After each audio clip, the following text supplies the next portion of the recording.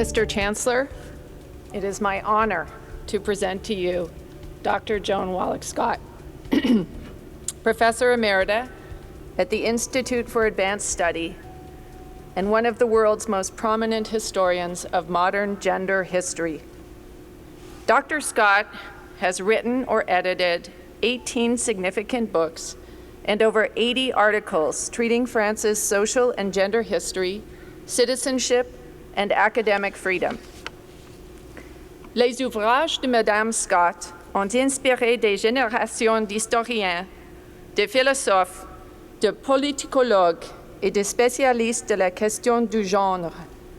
Ces érudits exploraient des thématiques des plus variées, comme la politique étrangère américaine au XXe siècle, le colonialisme en Amérique latine ou encore la confection d'États en Europe de l'Est.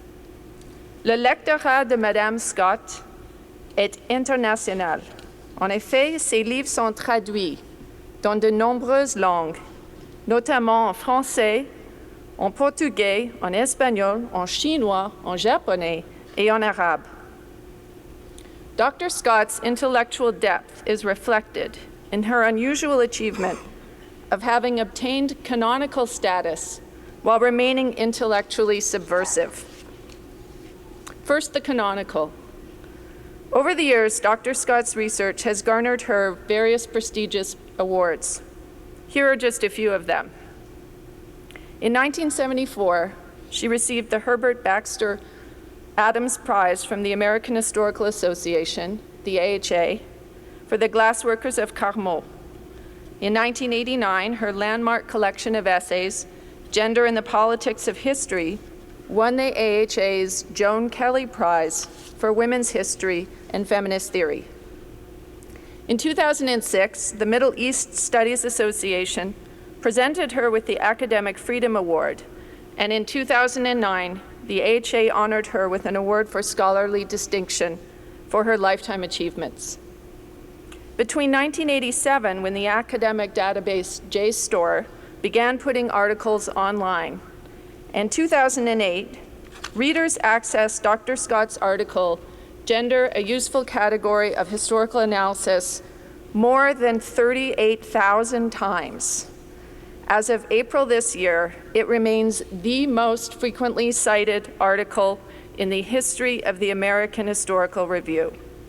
And let me translate this to say, for a historian, this makes her a rock star.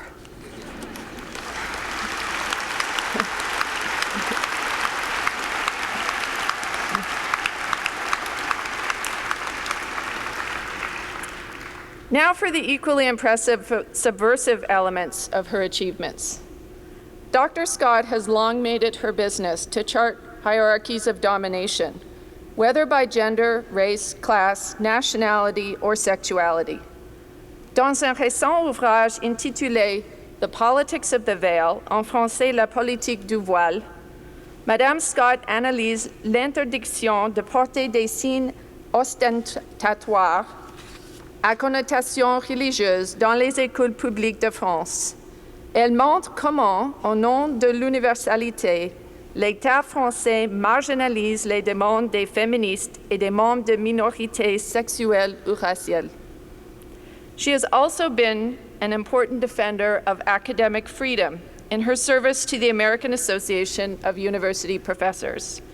Most recently, she published a pointed indictment of restrictions on critical speech on university campuses in the wake of the University of Illinois at Urbana-Champaign's 2014 revocation of its offer of employment to Dr. Steven Salaita. As these examples illustrate, no other writer has had such a profound influence on shaping our understanding of how gender and power construct one another on university campuses and far beyond them, including in such domains as war and diplomacy, which prior to Dr. Scott's publications were often considered ungendered. Mr. Chancellor, on behalf of Senate and the Board of Governors, it is my privilege and honor to present to you Dr. Joan Scott so that you may confer upon her the degree of Doctor of Letters, honoris causa.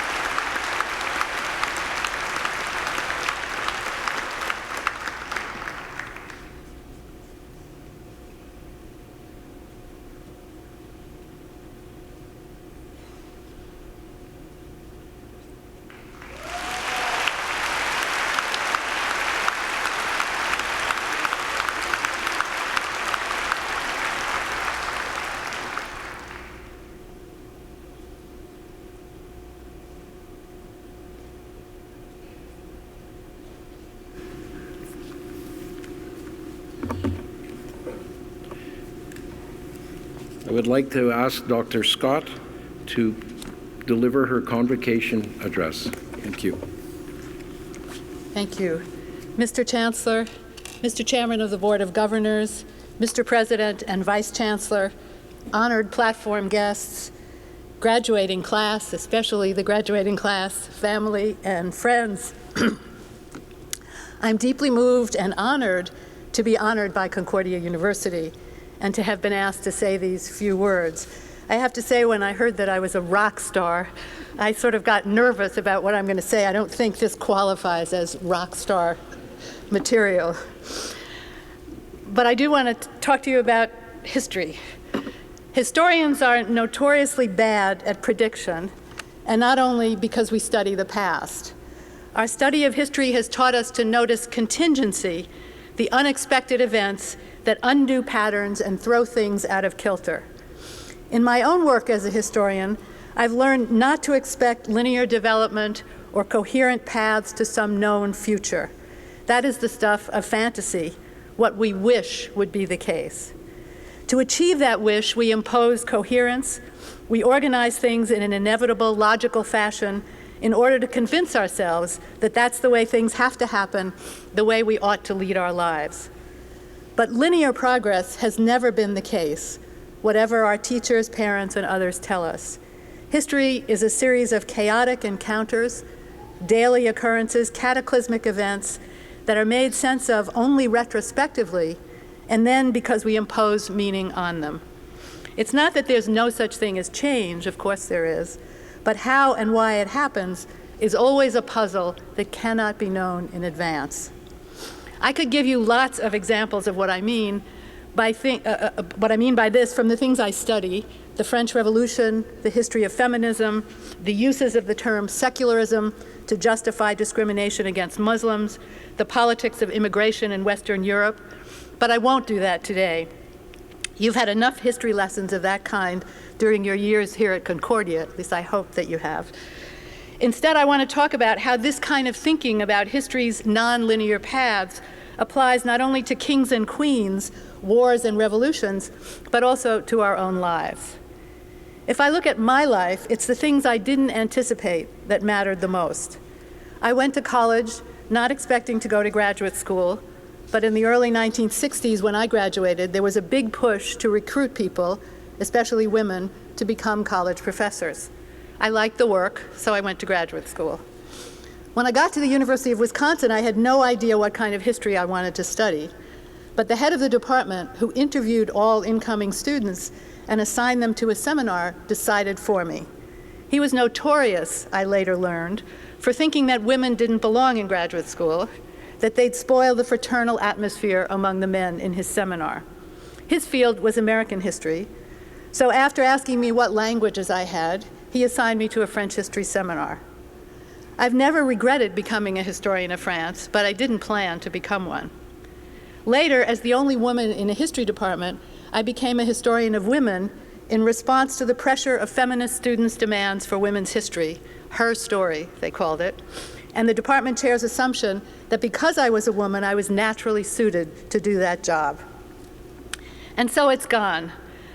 In all of this, I was forced to think not only differently, but critically about why the things I've been taught, about the box that I was in, why that didn't work any longer, and now, and in the new situations that I've faced. It's how I became, I think, a critical thinker, by being forced to face situations I hadn't anticipated I would have to face. I can now write a narrative about how one step led inevitably to another, but that wasn't how it worked. And it probably won't for you either. Even more than was the case in my generation, careers today are improvisations, balancing the need to make money with a desire to find jobs that fulfill some passion or deep interest, something you really want to do, and you might not even know what that is until you stumble upon it. Take my son, who quit graduate school because his love of literature was being professionalized in a way he found at odds with that love. I have to admit that as his mother, I was deeply upset with his decision. In fact, I was furious. But despite my knowledge that history isn't about linear evolution and my own experience of a nonlinear path, I somehow thought he should follow a straight and narrow one. He didn't, and after a number of part-time and insecure jobs reviewing books and editing a journal, he was recruited to be a film critic, a job he never prepared for and wouldn't have predicted he'd end up in, but one he learned to do, now loves, and does really well, a late acquired passion in his case. The point is that the future is open and unpredictable, and that ought to be a welcome rather than a terrifying thought. You don't follow a road to some fixed end, to some fixed endpoint right away, if ever. And in fact, the proven paths don't always take you where you want or need to go.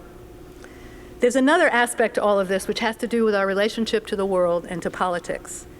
Here again, things are never as inevitable as they seem, and our ability to influence and even change them has to rest on some deeply felt set of principles about right and wrong, about what is and what ought to be. Outcomes may not be predictable in advance, but that doesn't prevent our acting. As I understand Concordia students, you've taken the lead in revising and reforming the curriculum. You've been open to interdisciplinary experiments some of your professors might resist, and you've pushed for ways to remedy discrimination and a lack of attention to matters of race at all levels of the university. You've not been afraid to think critically outside the box and to find ways to press for change. I think we're in a moment when that experience will continue to serve you well after graduation.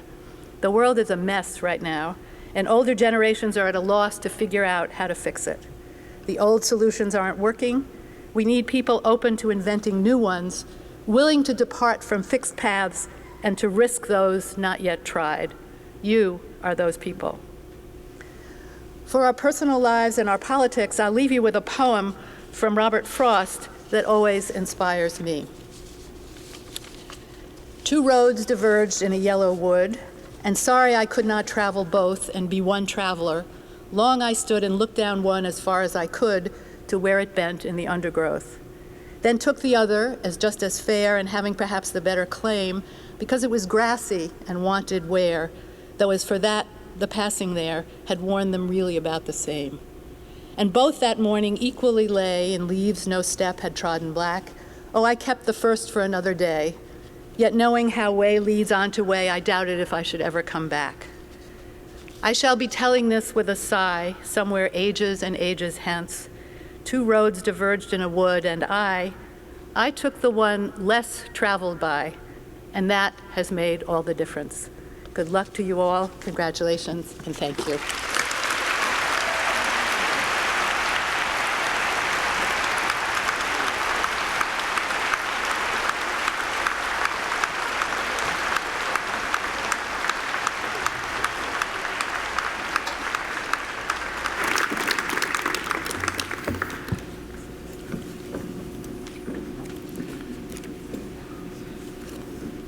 Thank you, Dr. Scott, our newest rock star, for your inspiring address and for your comments about critical thinking and not accepting that the future is open and unpredictable. That really is what we all have, and it applies to all of us, not just our students here. It's important in life. So we thank you.